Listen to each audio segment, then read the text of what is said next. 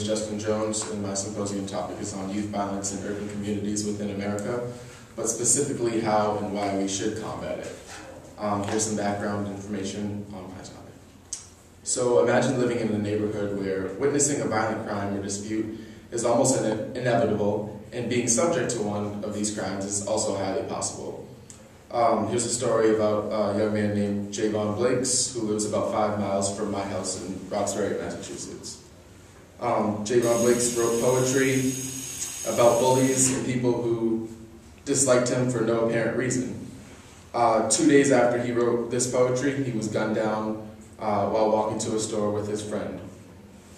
There are many other youth in America, just like Javon Blakes. In 2009, 650,843 youth in America were treated in emergency rooms for gunshot wounds and bruises. In 2009 in Boston, one of the top 5 causes of death for ages 10 to 24 was homicide, and in that same year, 234 youth this age were killed. Chicago has had more than 500 youth deaths since 2008, and those are just some facts to show you the impact of youth violence within some of these communities. Factors of youth violence are stereotypes of youth within the inner city. So when youth feel judged in a certain way, they feel obligated to act the way in which they are judged. Another factor is school dropouts and how they correlate to youth violence. 85% of American prisoners convicted for violent crimes were actual high school dropouts. Peer pressure and how youth view themselves, including self-worth, is another factor. Youth usually look towards negative outlets and are easily influenced after having low self-esteem or self-worth. Viewing youth violence as a public health issue is also one of my factors. It affects the well-being, safety, and overall health of youth in these communities. In 1999, actually 6.9% of American high schoolers were recorded to have been carried firearms to school. And my last factor would be the media's contribution to youth violence. So youth are intaking violent video games, violent hip-hop culture and pop culture, which also contribute to youth violence. So the solutions I made towards these factors directly correspond as a package plan.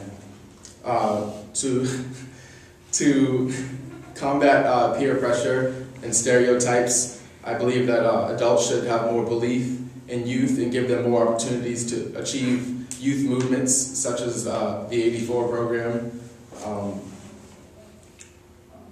There were other programs such as the Ceasefire program, that have given youth a chance. Public health practitioners, district attorneys, and other churches sat down with youth and troubled youth and tried to sort of turn their lives around by giving them jobs and opportunities. School dropouts can be combated by the states to deal with these dropout rates. If they're so drastic and so apparent, why aren't the states dealing with them? Peer pressure and self-worth. Getting involved in more sports clubs, educational programs, YMCAs, Boys and Girls Clubs, it sort of provides a community unification and shows self-worth through youth's talent and skills overall.